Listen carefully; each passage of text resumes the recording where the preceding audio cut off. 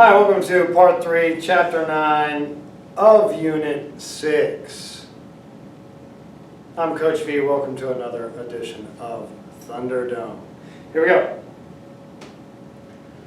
So, moral progression through the lifespan. Yay. Ethics, right? Moral reasoning, the aspect of cognitive development that has to do with how an individual reasons about moral decisions. This guy, Lawrence Kohlberg, American psychologist, proposed an influential theory of moral development. I mean, he's like one of the only people, that ever really dove into morality head first. He comes up with Kohlberg's ladder, and that's the moral ladder of which you progress through your life. Judging certain moral decisions and how you see the world and what you think is good or bad, right or wrong. That's what we're talking about here. So he comes up with three distinct levels. All you have to do is remember the word conventional. But you have pre-conventional, conventional, and then post-conventional. Fairly simple. Let's go over the pre-conventional level. So your very base of moral reasoning. And you have to realize that your morals have definitely changed over time. But you can still judge things according to some older stages. So here's the first two stages in the first level of moral development. So moral reasoning is guided by external consequences. No internalization of values or rules. So moral reasoning in level 1, pre-conventional, is all based on external consequences, which is really if you get punished or not, right? So stage 1, punishment and obedience. Being right and not wrong, right, is obeying the rules simply to avoid punishment because others have power over you and can punish you. You can imagine being pretty young and feeling this, right? And then stage 2, so there's always two stages in these levels. Stage 2 would be mutual benefit. Right is being fair. Okay? So it goes from punishment, physical punishment, whatever, being grounded, whatever it is, being in timeout. Right, that's stage 1. And then stage 2 is, was that fair or not? So right is an even or fair exchange so that both parties benefit. Moral reasoning is guided by a sense of fair play. If everybody's getting it, if everybody's getting punished, then okay. If I'm the only one getting punished but other people are doing it, that's not fair, that's not right. That's the type of thing we're feeling right there. All right, let's move to level 2, the conventional level. Moral reasoning is guided by conformity to social roles, rules, expectations that the person has learned and internalized from society. Or your environment, right? I mean, your parents could push something on you to act a certain way because you're this certain person. So stage 3, interpersonal expectations. Interpersonal being your relationship with other people. Right is being a good person by conforming to the social expectations such as showing concern for others and following rules set by others so as to win their approval. So that would be like if I judged if I was a good husband or not by whether or not I took the trash out every single week, because that's the social expectation of the husband to do, right? Or maybe I'm not a good husband because I'm not the breadwinner of my family. Obviously, you guys know that. I'm a teacher. How can you be the breadwinner of your family when you're a teacher?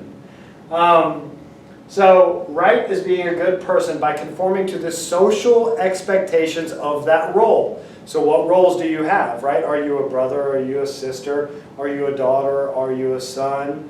Are you a caregiver to a dog? I mean, all that kind of stuff. Are you fulfilling the role to its utmost abilities? If you are, then you're a good person, right? You're in the right.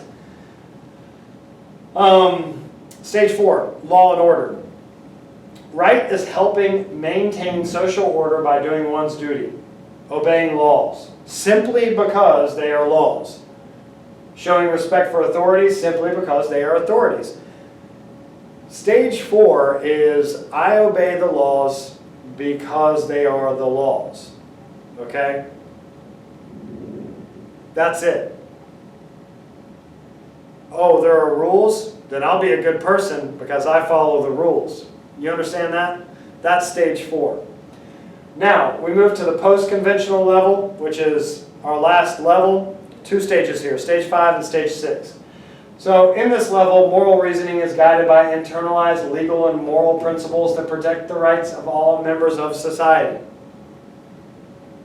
All members of society. Protects the rights of all members of society. So we're moving on. We're moving out of good or bad because I'm fulfilling a certain role or I feel like it's fair or not. This is bigger than that.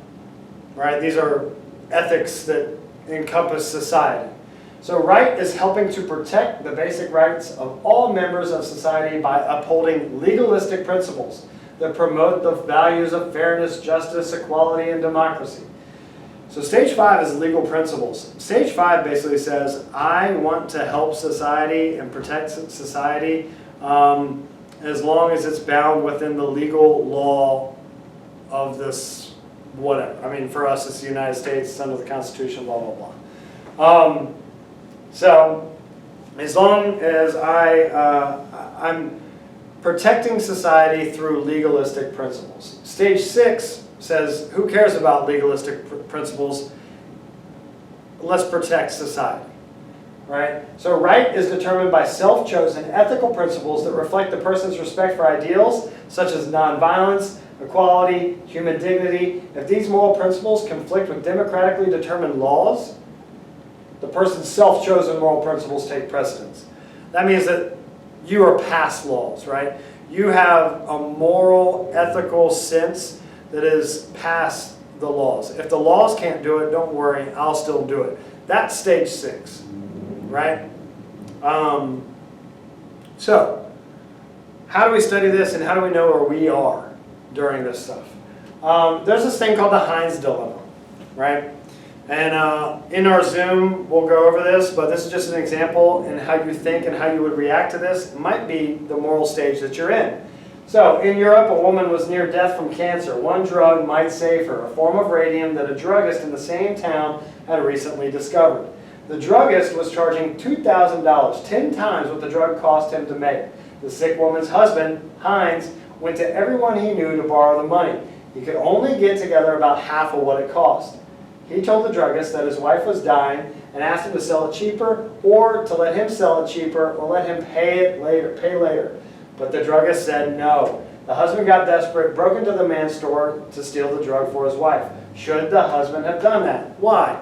Your answer to this will reveal where you are in Kohlberg's moral ladder. We'll talk about it on Zoom. We'll see where you guys are. The next dilemma would be the trolley problem. There's a runaway trolley barreling down the railway tracks. Headed to the tracks, there are 5 people tied up and unable to move. You don't know them. The trolley is headed straight for them. You are standing some distance off in the train yard, and you are next to a lever. If you pull this lever, the trolley will switch to a different set of tracks. However, you notice that there is one person on the side track. You have 2 options. Do nothing, and the trolley kills the 5 people on the main track, or pull the lever, diverting the trolley onto the side track where it will kill 1 person. Which is the correct choice? Again, this is going to reveal some things about where you stand morally and economically, right? I mean, if you're a utilitarian, killing 1 person in this situation is going to be better than taking the lives of 5 people every single time. It's a numbers game. So it's an interesting question that you get to think about, okay? All right, adult development. So just talking about, lifespan development, what happens to you as an adult. Physical strength typically peaks around early adulthood, 20s and 30s. By middle adulthood, roughly from the 40s to mid-60s, physical strength and endurance gradually decline. Physical and mental reaction times also begin to slow during middle adulthood. During late adulthood, from the mid-60s on, physical stamina, reaction time tend to decline further and faster. Menopause is the end, the natural cessation of menstruation and reproductive capabilities in women. You hear older women talk about this sometimes, hot flashes, that kind of stuff. And always remember this, your destiny is not completely ruled by genetics. Your lifestyle is one key environmental factor that can influence the aging process. If you want to live a long time, change your life. Do it. Live for a long time. Like I said, the person who is going to be 150 years old has already been born. That could be you. Staying mentally and physically active and eating a proper diet can both slow and minimize the degree of physical decline associated with aging. Social development in the adult, generativity. Again, we kind of hit on this whenever we talked about Erik Erikson, generativity versus stagnation. Stage 7. To contribute to future generations through your children's career and other meaningful activities.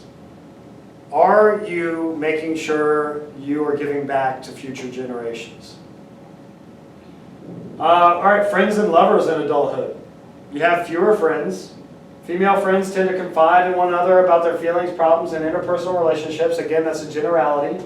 Male friends typically minimize discussions about relationships and personal feelings and problems.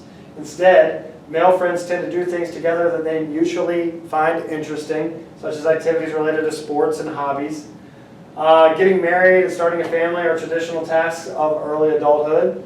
Young adults are marrying at a later average age today because they want to finish education. So males around 28, females around 26. Those are the exact same ages that my wife and I got married. Parenthood fundamentally alters your identity as an adult. I can't even put into words what that means, but that is so true. You no longer think about yourself. As an adult, you can think about yourself, and then all of a sudden, boom, you have kids, and everything revolves around them and you making sure that they're okay. And you get to find time for yourself whenever you can. But with the birth or adoption of your first child, you take a commitment to nurture the physical, emotional, social, and intellectual well-being of the next generation for at least 18 years, right? Median age of first marriage, you can see how this changed. So in 1960, you can see that for men, 22.8, 23 years old. For women, 20 years old. This goes all the way to 2007. It's gotten even higher since then.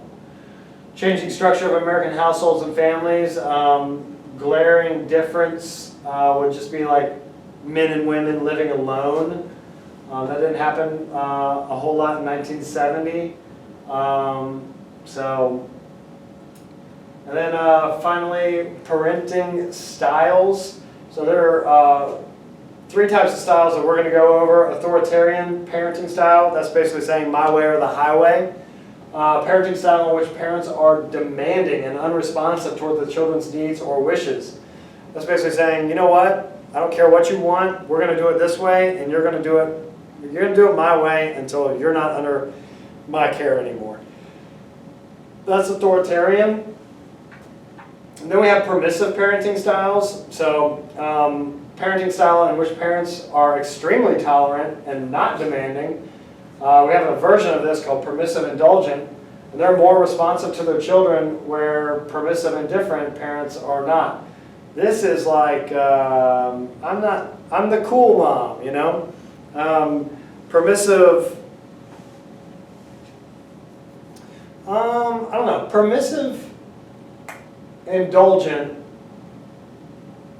are responsive to their children. So the child might say, hey mom, go buy me some Jewel Pods when you're out. And she'll say, okay sweetie. So they still know their needs, but they are just permissive, right? They're like, okay, well, I'll fuel your nicotine addiction.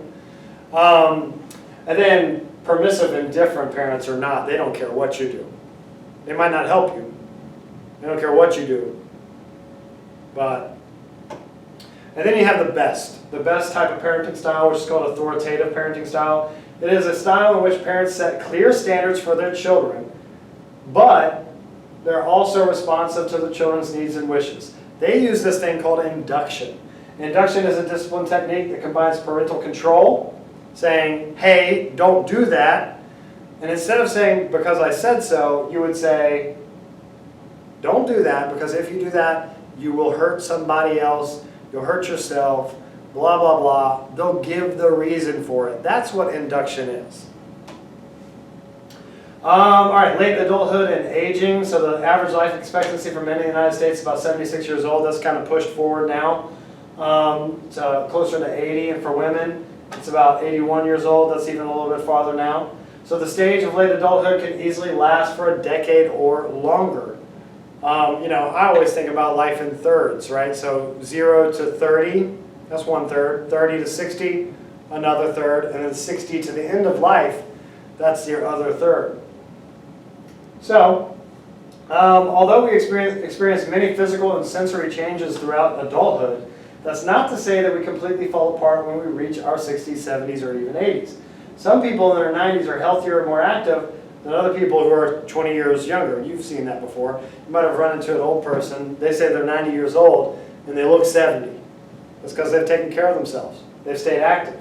So cognitive changes. Small changes gradually happen after the age of 60, but measures of knowledge, such as vocabulary, remain stable until about 90 years old. The greatest intellectual declines tend to occur in older adults with unstimulating lifestyles. That they just sit there and they don't do anything. They might just watch the Speed Channel or whatever it is. Such as people who live alone, who are dissatisfied with their lives, engage in few activities. Social development is important. The activity theory of aging. This is important. This psychosocial theory that life satisfaction in late adulthood is highest when people maintain a level of activity that they displayed earlier on in life. Do you continue to go meet with friends? Are you meeting your breakfast group at Hardee's in the corner every Sunday morning or something like that? Are you keeping up with things? Are you staying active?